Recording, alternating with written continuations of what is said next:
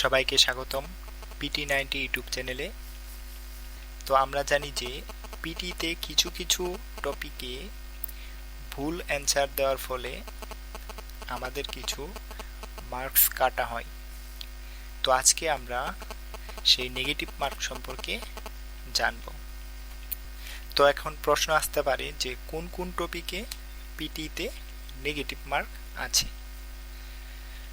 সাধারণত পিটিতে রিডিং এবং লিসেনিং মডিউলে দুইটা টপিকে নেগেটিভ মার্ক আছে।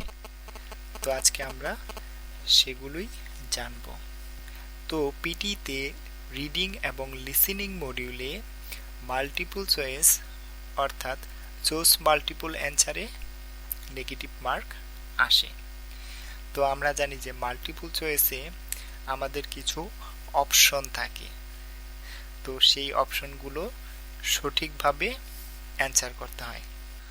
যদি আমরা কোনো কারণে সেই অপশনগুলো ভুল অ্যান্সার করি তাহলে আমাদের মার্ক কাটবে। পাশাপাশি লিসেনিং মডিউলের হাইলাইট ইনকারেক্ট ওয়ার্ডেও নেগেটিভ মার্ক থাকে। তো আপনারা দেখতে পাচ্ছেন মাল্টিপল চয়েস প্রশ্ন কেমন হয়। তো আমাদের এই অপশনগুলো যদি আমরা কোনো কারণে ভুল করি তাহলে আমাদের প্রতিটা ভুলের জন্য 1 করে কমবে। যদি সবগুলোই ভুল হয় তাহলে আমরা 0 পাবো, অর্থাৎ 0-র চেয়ে কম আসবে না, অর্থাৎ মার্কস 0-র নিচে আসবে না। ক্লিয়ার? আমরা এখন চুজ মাল্টিপল অ্যান্সার দেখতে পাচ্ছি। তো এখানেও আমরা অপশন দেখছি। তো আমরা যদি এই অপশনগুলো ভুল দিই, অর্থাৎ অ্যান্সার যদি আমরা ভুল করি তাহলে এখানেও আমাদের প্রতিটা ভুলের জন্য 1 করে কমবে। এখন আমরা হাইলাইট ইনকারেক্ট ওয়ার্ডস দেখছি। তো হাইলাইট ইনকারেক্ট ওয়ার্ডসে শুনতে হয়। তো একটা প্যাসেজ আসবে, অডিও বাজবে, কোন কোন জায়গায় স্পেলিং ভুল আছে বা কোন কোন ওয়ার্ড ভুল আছে সেগুলো আমরা মার্ক করব। যদি কোন অবস্থায় আমাদের অ্যান্সার ভুলও হয় প্রতিটার জন্য আমাদের 1 করে কমবে, অর্থাৎ -1 হবে। এক্ষেত্রেও যদি সবগুলোই ভুল হয় তাহলে আমাদের মার্ক 0-তে চলে আসবে, 0-র নিচে দিবে না। আশা করি বুঝতে পারছি। তো এখন কথা হলো যে কিভাবে এই নেগেটিভ মার্কে অ্যাভয়েড করা যায়, তাই না? তো সেক্ষেত্রে আমরা কি করতে পারি? তো মাল্টিপল চয়েস এবং চুজ মাল্টিপল অ্যান্সারে আমরা শিওর হয়ে অ্যান্সার করার চেষ্টা করব সব সময়। অর্থাৎ যে অ্যান্সারটা হওয়ার সম্ভাবনা বেশি থাকবে বা আমাদের কনফিডেন্ট বেশি থাকবে যে এটাই সঠিক উত্তর হবে, তো আমরা সেটাই চুজ করার চেষ্টা করব। তো আমার মনে হয় আমাদের এই বিষয়ে কৌশলী হওয়া দরকার। তো আমরা জানি যে খুবই কম সংখ্যক টপিকে নেগেটিভ মার্ক রয়েছে। তাহলে আমরা এটা নিয়ে এত প্যানিক হব না বা দুশ্চিন্তা করব না, ডিপ্রেসড হব না। কারণ আমরা যদি এটা নিয়ে বেশি দুশ্চিন্তা করি বা ডিপ্রেসড হই তাহলে আমাদের এটাতে সময় এবং মার্ক দুটোই 0 আসবে, অর্থাৎ কোনো ফল হবে না। তো সেজন্য আমরা এটা নিয়ে বেশি ঘাবড়াবো না।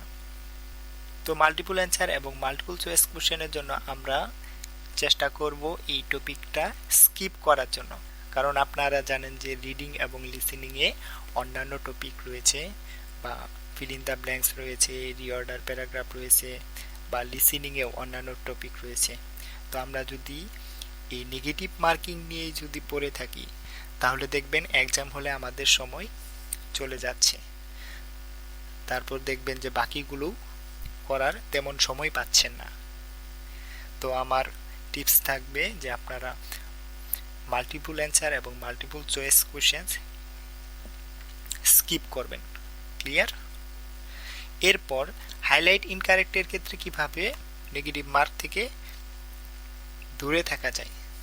তো হাইলাইট ইনকারেক্ট ওয়ার্ডস ভালো করার জন্য আপনারা যখন অডিও শুনবেন তখন খুবই মনোযোগ দিয়ে কোন কোন ওয়ার্ডগুলো বলছে বা কোন কোন ওয়ার্ডের উচ্চারণ কেমন এবং সেই ওয়ার্ড এবং সেটার সঠিক ওয়ার্ড কি হবে সেগুলো ধরার চেষ্টা করবেন।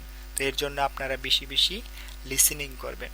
এছাড়া আপনি যেটা করতে পারেন সেটা হচ্ছে যে আপনি ইউটিউবে গিয়ে কোনো একটা অডিও শুনবেন ইংলিশে, তারপর যেটা শুনবেন সেটা মুখে বলার চেষ্টা করবেন। তো যখন আপনি শুনবেন এবং বিড়বিড় করে বলবেন তখন দেখবেন যে আপনার অনেক ওয়ার্ডই ক্লিয়ার হচ্ছে। তো হাইলাইট ইনকারেক্ট ওয়ার্ডসে ভালো করার জন্য বেশি বেশি লিসেনিং করতে হবে, যেটা আপনি ইউটিউবে করতে পারেন। তো এতক্ষণ যাবত আমি যে কথাগুলো বললাম বা যে টিপসগুলো বললাম সেগুলো আপনারা যদি ভালো করে খেয়াল রাখুন তাহলে দেখবেন যে আপনারা নেগেটিভ মার্কের যে একটা ভয় সেটা থেকে ভালো করতে পারবেন। আর সবচেয়ে বড় কথা হচ্ছে এই টপিকগুলোতে মার্কস অনেক কম, খুবই কম। তো এটা প্রায় সবাই স্কিপ করে এই টপিক। তো আপনারা অবশ্যই অবশ্যই স্কিপ করবেন, অযথা এখানে সময় নষ্ট করবেন। তো এই আলোচনা থেকে আপনারা কি বুঝতে পারলেন? আপনারা হয়তো ভেবেছেন যে নেগেটিভ মার্ক রয়েছে জন্য আমাদের স্কোর জিরোর চেয়েও কমে যাবে, অর্থাৎ মাইনাসে চলে যাবে। তো বিষয়টা এমন নয়। অর্থাৎ আপনার অ্যান্সার যদি সবগুলো ভুলও হয় তাহলে আপনার স্কোর জিরো দিবে, অর্থাৎ এটাই পানিশমেন্ট, অর্থাৎ জিরোর নিচে যাবে না মার্কস। সার্বিক দিক থেকে আমি মনে করি যে মাল্টিপল চয়েস যেটা রয়েছে তো আপনারা অ্যাভয়েড করবেন, এটাই সবচেয়ে ভালো হবে, অর্থাৎ স্কিপ করবেন। এটাতে সময় নষ্ট না করাই ভালো। আর হাইলাইট ইনকারেক্ট যেটা আছে সেটা আপনারা অ্যান্সার করবেন, সেটাতে সমস্যা নেই। আপনারা বেশি বেশি লিসেনিং করবেন, শুনবেন এবং বলার চেষ্টা করবেন এবং ওয়ার্ডগুলো ধরার চেষ্টা করবেন। তো এই ছিল আজকের ক্লাস পিটি নেগেটিভ মার্কিং ধারণা নিয়ে। তো আশা করছি সকলেই ভালোভাবে বুঝতে পেরেছেন। তো আজ থেকে আর নেগেটিভ মার্ক নিয়ে চিন্তা ভাবনা করবেন না, এই সমস্যাটা দূর করে দিলাম। তো আপনারা আমাদের চ্যানেলটি অবশ্যই সাবস্ক্রাইব করবেন। দেখা হবে আগামী ক্লাসে। সকলকে ধন্যবাদ।